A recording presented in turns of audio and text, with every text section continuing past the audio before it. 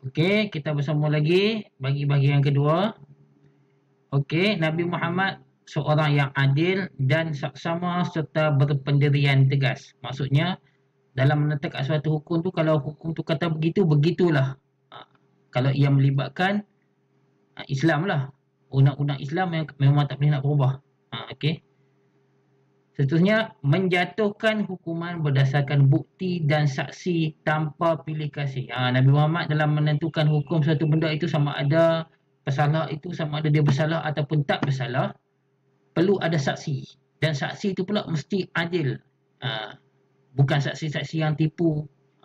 Maksudnya, saksi itu mesti layak dia menjadi saksi, cukup syarat, dan juga dengan melalui saksi itulah Nabi Muhammad menjatuhkan hukum dengan adil tanpa pilih kasih. Tak kiralah orang itu sahabat Nabi ke, kawan rapat Nabi ke, keluarga terdekat Nabi ke, ataupun tak kira siapa pun, Nabi Muhammad jatuhkan hukum dengan adil dan sama berdasarkan bukti-bukti yang ada. Okey. Selain pada itu, Nabi Muhammad SAW sebagai perancang ekonomi negara. Nabi Muhammad selain daripada jadi hakim, jadi ketua menteri, Nabi Muhammad juga sebagai perancang ekonomi negara. Maksudnya macam kita, kalau negara kita ni, kita sebagai macam menteri kewangan. Lebih kurang macam tu. Jadi apa yang Nabi Muhammad buat? Menghapuskan dasar ekonomi jahiliah. Dasar ekonomi jahiliah ni, penduduk asal di Mekah dan di Madinah ni, apa mereka buat? Dalam berniaga, mereka ni tipu dalam perniagaan. Maksudnya kalau timbangan tu, contoh macam dia jual barang 1 kilo, dia kurangkan berat tak sampai pun 1 kilo. Adapun barang yang dijual tu tak berkualiti, tak tahan lama. Ada penipuan, unsur penipuan. Jadi unsur penipuan tu dibanteras bila di bumi Madinah. Maksudnya Nabi Muhammad, siapa yang buat kesalahan macam tu dihukum. Jadi dalam hukuman Islam, begitulah. Dalam Islam mesti adil. Nak jual barang ke apa ke saja mesti mengikut peraturan. Okey. Seterusnya, mewujudkan dasar ekonomi Islam yang adil. Maksudnya yang mengikut ada peraturan-peraturan undang-undang, nak berniaga macam mana, barang apa yang perlu diniagakan. Okey. Adakah barang itu patut dijual dengan harga sebegitu sebagainya. Ada undang-undang. Seterusnya, memungut zakat daripada mereka yang wajib mengeluarkannya. Jadi Nabi Muhammad juga mengutip zakat bagi orang yang wajib. Setiap orang bila cukup syaratnya yang mewajibkan dia untuk mengeluarkan zakat, maka Nabi Muhammad akan kutip zakat. Contohnya macam seorang tu dia bagi berniaga, jadi dia ada zakat perniagaan, jadi Nabi Muhammad yang kutip. Zakat perniagaan ataupun zakat pertanian dan sebagainya. Okey.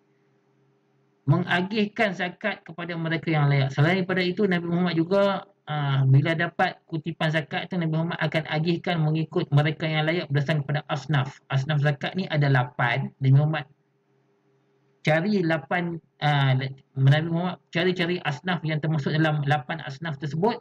Nabi Muhammad bagi kepada mereka yang layak. Okey. Seterusnya, Nabi Muhammad membasmi segala bentuk penindasan seperti riba, rasuah dan penipuan. Dia benar ni seperti riba. Riba ni penipuan dalam berhutang, dia tambah hutang, riba. Riba ni penambahan dalam berhutang. Contoh macam dia hutang RM10, kalau tak bayar dalam tempoh tertentu, kena bayar 2 kali ganda. Contoh kena bayar pula RM15. Itu riba, tak boleh. Nabi Muhammad rasuah, sebab riba ni hukumnya haram dalam Islam. Rasuah ni sampai sekarang pun berluasa. Tak boleh. Ada unsur rasuah, dibuang. Tak kira lah projek apa pun yang melibatkan rasuah, tak boleh. Dihapuskan, dihukum. Dan penipuan, sebarang bentuk penipuan. Contoh nak jual garam, tapi bila sampai pengguna, sampai pembeli tengok gula bukannya garam, menipu. Sebab garam dengan gula kan lebih kurang. Ada penipuan macam-macam lagi lah. Contoh dia letak dalam penimbangan tu, letak batu lah, macam-macam dalam penipuan.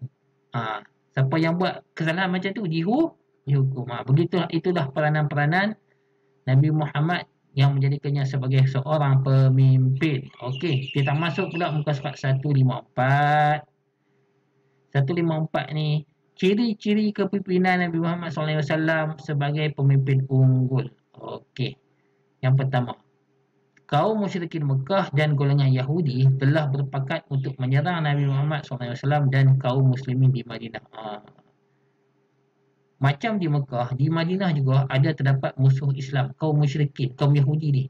Masih tetap dalam perasaan mereka yang tetap tak suka kepada Islam. Jadi, bila ada penyebaran Islam yang meluas, jadi mereka akan cuba menghalang sebarang kegiatan dakwah Nabi Muhammad. Jadi mereka cuba nak menyerang Nabi. Okey. Segala persiapan dilakukan dengan rapinya agar peperangan kali ini dapat mengalahkan Nabi Muhammad dan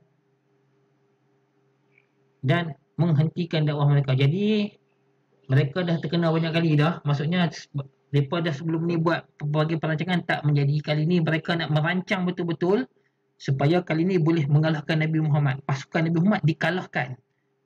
Tu dia. Ini peperangan hebat ni. Yang kedua, berita ini telah sampai kepada Nabi Muhammad SAW.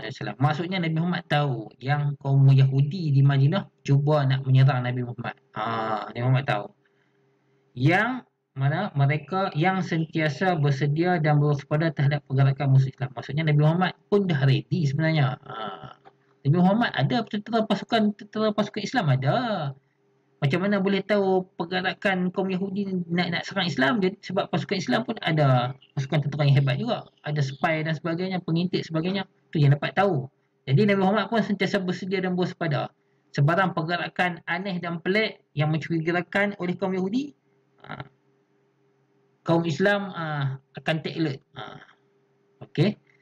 Baginda bersegera mengadakan mesyuarat bagi mendengar pandangan anggota mesyuarat tentang strategi mempertahankan negara Madinah daripada serangan musuh yang sangat ramai. Okey, oleh kerana dapat maklumat yang pada kali ini serangan daripada kaum Yahudi agak ramai berbanding dengan tentera Islam sedikit, tentera kaum Yahudi lagi ramai.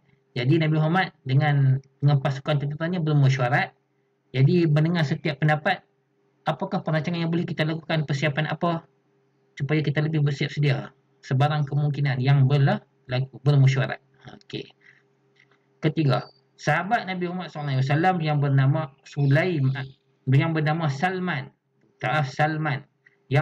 Salman Al-Farisi mencadangkan agar dibina parit yang dalam dan besar di sekeliling kota Madinah.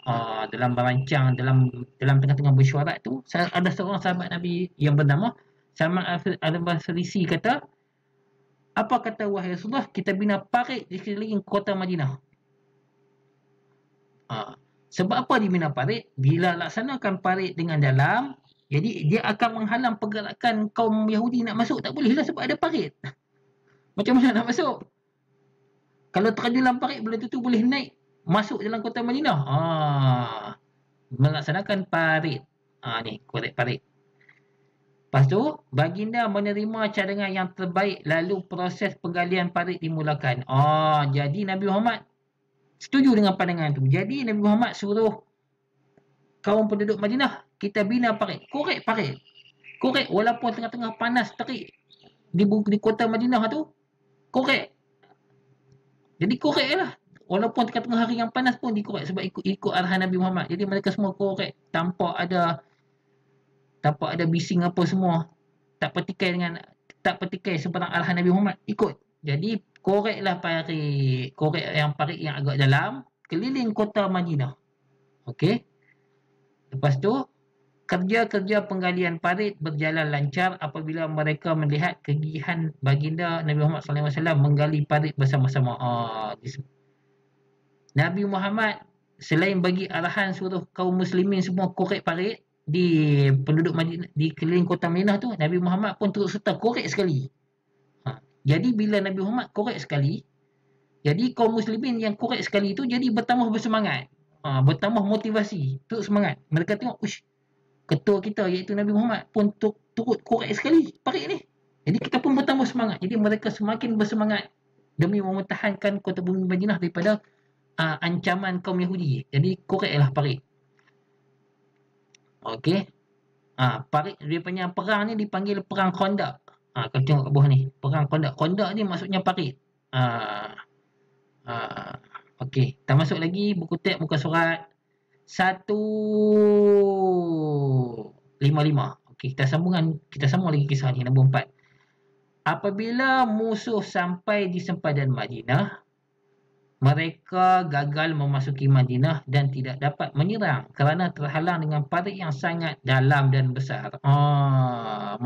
Bila dah pergerakan musuh kaum Yahudi tu, bila sampai makin dekat-dekat, bila sampai masuk ke Madinah, tak boleh masuk. Sebab apa? Ada parit. Dalam parit tu, mereka tak boleh nak lepas.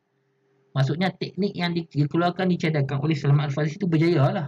Tak boleh. Jadi mereka mengambil keputusan mengepung kaum muslimin. Mereka kepung keliling saja, kepung saja. Tak boleh nak buat apa, nak masuk tak boleh.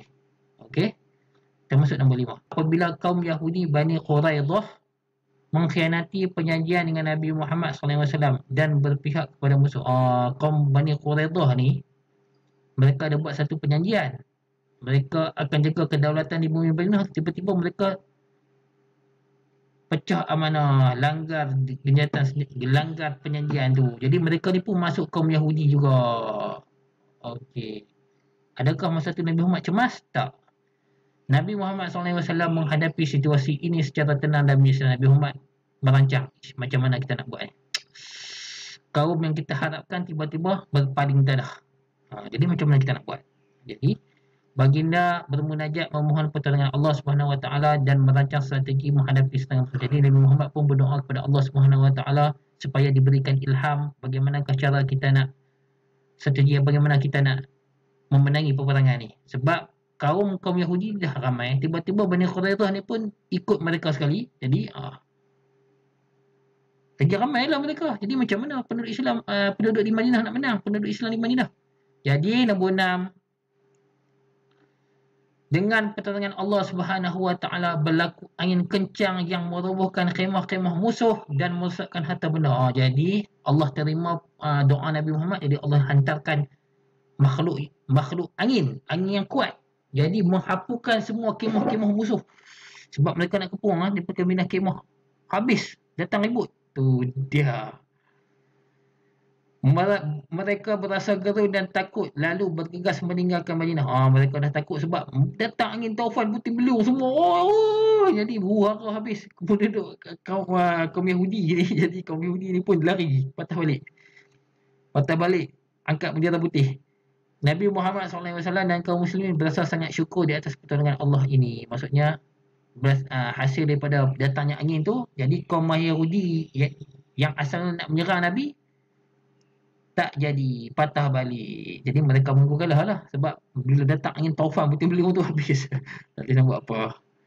Kepungan musuh berakhir tanpa berlakunya peperangan. Jadi berlaku tak peperangan, tak berlaku perang pun. Sebab mereka nak masuk tak boleh ada parit, tiba-tiba datang puting beliung, memang habis lah.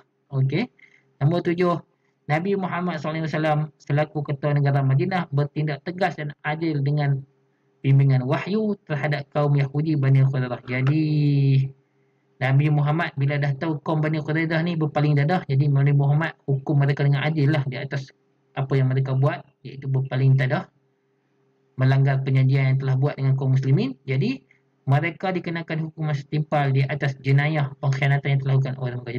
Jadi Nabi Muhammad hukum mereka ni dengan adil. Okey, hukuman yang adil. Tengok dalam gambar ni. Gambar ni semua ni. Nak faham lagi. Kamu boleh rujuk dalam internet.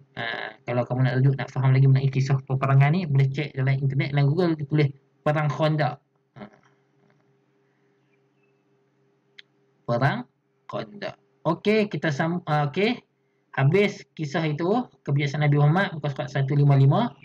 Kita terus kepada muka surat 156. Okey, 156.